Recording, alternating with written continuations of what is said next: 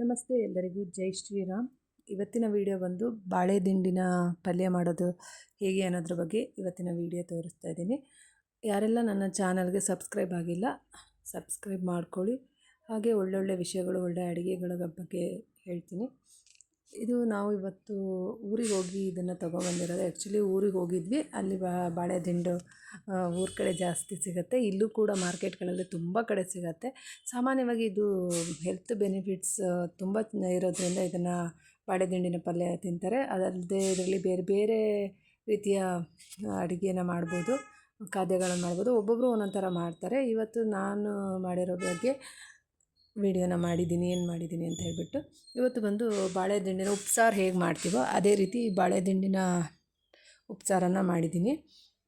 ಇದನ್ನು ಚೆನ್ನಾಗಿ ಮೇಲಿನ ಸಿಪ್ಪೆ ತೆಗಿಬೇಕು. ಒಂದು 3 ಲೇಯರ್ಸ್ ಅಂತೂ ಇರುತ್ತೆ. 3 ಲೇಯರ್ಸ್ ಸಿಪ್ಪೆನ ತೆಗೆದು ಒಳಗಡೆದು ಮಾತ್ರ, ಮಿಡ್ಡಲಲ್ಲಿ ಮಾತ್ರ ಅದು ಸ್ವಲ್ಪ ಗಟ್ಟಿಯಾಗಿ ಒಂದು ತಿಕ್ಕಾಗಿ ಚೆನ್ನಾಗಿರುತ್ತೆ. ಒಂಥರ ರೋಲ್ ಥರ ಸಿಗುತ್ತೆ. ಆ ರೋಲನ್ನು ಮಾತ್ರ ಯೂಸ್ ಮಾಡಬೇಕು. ಮೇಲಿಂದೆಲ್ಲ ಯೂಸ್ ಮಾಡಿದ್ರೆ ಏನಾಗುತ್ತೆ, ಅದರಲ್ಲಿ ತುಂಬ ನಾರು, ಬಾಳೆ ಗಿಡದ ಸಿಪ್ಪೆಯನ್ನು ನೋಡಿರ್ತೀರ ತುಂಬ ಜನ. ಬಾಳೆ ಅದು ಏನು ನಾರು ಇರುತ್ತೆ ಅದು ಎಲ್ಲ ಬಾಯಿಗೆಲ್ಲ ಸಿಕ್ಕೊಳ್ಳುತ್ತೆ, ತಿನ್ನೋಕ್ಕಾಗಲ್ಲ. ಊಟ ಮಾಡುವಾಗ ತುಂಬ ತಿನ್ನೋಕ್ಕಾಗಲ್ಲ. ಅದಕ್ಕೋಸ್ಕರ ಅದು ಒಂದು 3 ಲೇಯರ್ಸ್ ಏನಿರುತ್ತೆ ಅದನ್ನು ಬಂದು ತೆಗೆದು ಅದಾದಮೇಲೆ ಕಟ್ ಮಾಡಿ ಚೆನ್ನಾಗಿ ಸಣ್ಣಕ್ಕೆ ಕಟ್ ಮಾಡಿಬಿಟ್ಟು ಅದ್ರ ಜೊತೆಗೆ ಮೊಳಕೆ ಕಟ್ಟಿರೋಂಥ ಹೆಸರು ಕಾಳು ಅದನ್ನು ಹಾಕ್ತಾಯಿದ್ದೀನಿ ನಾನು. ಅದರ ಜೊತೆಗೆ ಒಂದು ಟೊಮ್ಯಾಟೊ, ಹಾಗೆ ಒಂದು ಸ್ವಲ್ಪ ಚಿಟಿಕೆ ಅರಿಶಿನ, ಅದೇ ರೀತಿ ಒಂದು ಲೋಟ ನೀರು ಹಾಕಿಬಿಟ್ಟು, ಅಂದರೆ ಇದು ಮೊಳಕೆ ಕಾಳು ಕಟ್ಟಿರೋದ್ರಿಂದ ಅದು ಒಂದು ವಿಸಿಲ್ಗೆ ಎಲ್ಲ ಬೆಂದಿರುತ್ತೆ. ಅದು ಏನು ಜಾಸ್ತಿ ಬೇಯಿಸುವ ಅವಶ್ಯಕತೆ ಇಲ್ಲ. ಅದು ಕೂಡ ಅಷ್ಟೇ, ಬಾಳೆ ದಿಂಡು ಕೂಡ ಅಷ್ಟೇ ಹಾಗೆಯೇ ತಿನ್ಬೋದು. ಹಸಿನೇ ತಿಂತಾರೆ ಅದನ್ನು. ಆ್ಯಕ್ಚುಲಿ ಕೋಸಂಬರಿ ಥರ ಮಾಡಿಕೊಂಡು ಕಾಳುಗಳು ಮಿಕ್ಸ್ ಮಾಡ್ಕೊಂಡು ತಿಂತಾರೆ. ಅದ್ರ ಜೊತೆಗೂ ಮಿಕ್ಸ್ ಮಾಡಿ ತಿನ್ಬೋದು ಅದನ್ನು. ತುಂಬ ಮೆತ್ತಗೆ ಇರುತ್ತದು ಕೂಡ, ಭಾಳ ಬೇಯಿಸುವಂಥ ಅವಶ್ಯಕತೆ ಇಲ್ಲ. ಒಂದು ದಿಂಡು ತಂದರೆ ಸಾಕು, ಮನೆಯೆಲ್ಲ ಇರೋರಿಗೆಲ್ಲರಿಗೂ ಪಲ್ಯ ಆಗುತ್ತೆ. ಅದಾದ ನಂತರ ಸ್ವಲ್ಪ ಉಪ್ಪು ಹಾಕಿಬಿಟ್ಟು ಒಂದು ವಿಸಿಲನ್ನು ಹಾಕ್ಸ್ಕೋಬೇಕು. ಏನು ವಿಸಿಲ್ ಹಾಕ್ಸ್ಕೊಂಡ ನಂತರ ಇದು ಏನಿರುತ್ತೆ ಅದರ ಟೊಮೆಟೊ ಹಣ್ಣಿಂದ ಸಿಪ್ಪೆನ ತೆಗೆದುಬಿಡ್ಬೇಕು. ಯಾಕಂದರೆ ಟೊಮೆಟೊ ಹಣ್ಣಿನ ಸಿಪ್ಪೆ ಹಾಗೆ ಇರುತ್ತೆ, ಅದೊಂಥರ ದಪ್ಪಕ್ಕಾಗಿರುತ್ತೆ, ಒಂಥರ ತಿನ್ನುವಾಗ ಟೇಸ್ಟ್ ಅನಿಸಲ್ಲ. ಅದರಿಂದ ಏನು ಮಾಡ್ತೀನಿ ನಾನು ಯಾವಾಗಲೂ ಹಾಗೆ ಮಾಡೋದು. ಆ ಟೊಮೆಟೊ ಹಣ್ಣಿನ ಸಿಪ್ಪೆನ ತೆಗೆದು ಆ ಟೊಮೆಟೊ ಹಣ್ಣು ಅದ್ರ ಜೊತೆಗೆ ಮಿಕ್ಸಿನಲ್ಲಿ ರುಬ್ಕೋಬೇಕು. ಏನು ಮಿಕ್ಸಿಲಿ ಖಾರ ಮಾಡಿ ರುಬ್ಕೋಬೇಕಂದ್ರೆ, ಒಂದು ಆ ಟೊಮೆಟೊ ಹಣ್ಣು ಏನು ಬೇಯಿಸಿರ್ತೀವೋ ಆ ಟೊಮೆಟೊ ಹಣ್ಣನ್ನು ಮಿಕ್ಸಿ ಜಾರಿಗೆ ಹಾಕ್ಕೋಬೇಕು.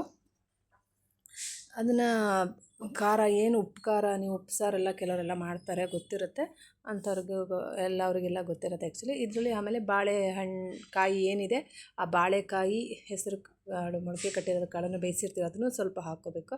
ಅದು ಹಾಕ್ಕೊಂಡ್ರೆ ಸ್ವಲ್ಪ ತಿಕ್ಕಾಗಿ ಬರುತ್ತೆ ಉಪ್ಸಾರು. ಇಲ್ಲಾಂದರೆ ಒಂದು ಸ್ವಲ್ಪ ನೀರು ಥರ ಆಗುತ್ತೆ. ಅದಕ್ಕೋಸ್ಕರ ಮತ್ತೆ ಅದಕ್ಕೆ ಸ್ವಲ್ಪ ಕೊತ್ತಂಬರಿ ಸೊಪ್ಪನ್ನು ಆ್ಯಡ್ ಮಾಡ್ಕೊಂಡಿದ್ದೀನಿ. ಅದಾದ ನಂತರ ಒಂದು ಉಂಡೆ ಬೆಳ್ಳುಳ್ಳಿ ತೊಗೊಂಡು ಅದಷ್ಟು ಬೆಳ್ಳುಳ್ಳಿನ ಹಾಕಿದ್ದೀನಿ. ಮತ್ತೊಂದು ಬೆಳ್ಳುಳ್ಳಿನ ಒಗ್ಗರಣೆಗಂತ ಇಟ್ಕೊಂಡಿದ್ದೀನಿ.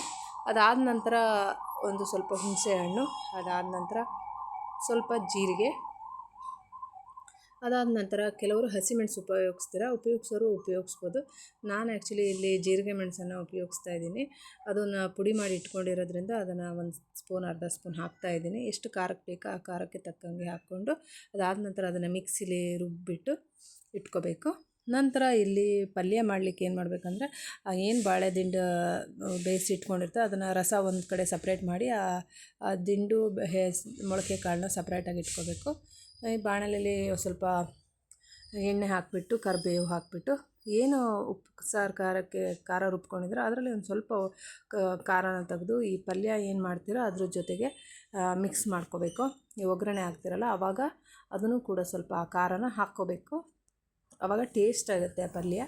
ನಂತರ ಅದೇನು ಎಲ್ಲ ಎತ್ತಿಟ್ಕೊಂಡಿರ್ತೀರೋ ಕಾಳುಗಳು, ಬಾಳೆ ದಿಂಡಿನ ಬೇಯಿಸಿರುವಂಥದ್ದನ್ನು ಅದನ್ನು ಮಿಕ್ಸ್ ಮಾಡಿ ಚೆನ್ನಾಗಿ ಮಿಕ್ಸ್ ಮಾಡಬೇಕು. ಅದು ನೀರಿನ ಅಂಶ ಸ್ವಲ್ಪ ಹೋಗಬೇಕು.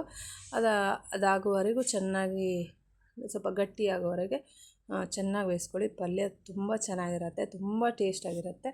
ಅದಾದ ನಂತರ ಸ್ವಲ್ಪ ಕಾಯಿನ ಕೂಡ ಉದುರಿಸ್ಕೋಬೋದು. ಕಾಯಿ ತುರಿ ಬರುತ್ತಲ್ಲ ಅದನ್ನು.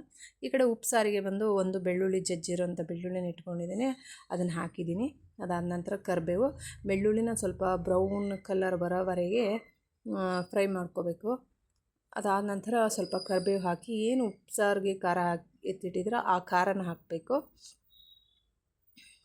ಅದಾದ ನಂತರ ಅದಾದ ನಂತರ ಉಪ್ಸಾರಿನ ಖಾರ ಹಾಕಬೇಕು. ಅದಾದ ನಂತರ ಏನು ನೀರು ಬಸ್ತಿರ್ತೀರಲ್ವ ಮೊಳಕೆ ಕಾಳು ಬಾಳೆದಿಂಡಿನ ನೀರು ಬಸ್ತಿಟ್ಟಿರ್ತೀರ, ಆ ಬಸ್ತಿರೋ ನೀರನ್ನು ಕೂಡ ಇದರಲ್ಲಿ ಮಿಕ್ಸ್ ಮಾಡಿ ಸ್ವಲ್ಪ ಉಪ್ಪು ಹಾಕಿಬಿಟ್ಟು, ಸಪ್ಪೆ ಆದರೆ ಉಪ್ಪು ಹಾಕಿಬಿಟ್ಟು ಚೆನ್ನಾಗಿ ಕುದಿಸ್ಬೇಕು. ಕೆಲವರು ಕುದಿಸ್ತಾರೆ, ಅಂದರೆ ಕೆಲವರು ಕುದಿಸಲ್ಲ, ಇದನ್ನೇ ಹಸಿ ಖಾರ ಉಪ್ಪು ಖಾರ ಮಾಡ್ಕೊಂಡು ತಿಂತಾರೆ. ನಾನು ಒಮ್ಮೊಮ್ಮೆ ಒಂದೊಂದು ರೀತಿ ಮಾಡ್ತೀನಿ. ಇವಾಗ ಬಂದು ಕುದಿಸ್ತಾ ಇದ್ದೀನಿ. ಆ್ಯಕ್ಚುಲಿ ನಾನು ಅದು ಒಬ್ಬರೇ ತಿಂದು ಒಂದೇ ಸರಿ ಮುಗ್ಸೋಕ್ಕಾಗಲ್ಲ, ಅದರಿಂದ ಸಂಜೆಗೆ ಆಗುತ್ತೆ ಅಂತ ಕುದಿಸ್ತಾ ಇದ್ದೀನಿ. ಒಮ್ಮೆ ಟ್ರೈ ಮಾಡಿ. ಈ ರೆಸಿಪಿ ಇಷ್ಟ ಆದರೆ ಲೈಕ್ ಮಾಡಿ. ಥ್ಯಾಂಕ್ ಯು ಎಲ್ಲರಿಗೂ.